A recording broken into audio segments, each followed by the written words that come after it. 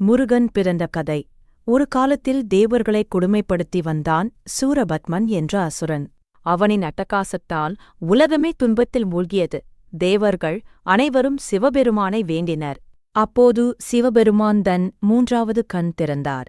அதிலிருந்து வெளிப்பட்ட 6 தீப்பொறிகள் கங்கை நதியில் விழுந்தன. கங்கை அன்னை அவற்றை சரவணப் பொய்கையில் சேர்த்தாள். அங்கிருந்து 6 குழந்தைகள் பிறந்தனர். கார்த்திகை மாதர் 6 பேரும் அந்த குழந்தைகளை வளர்த்தனர்.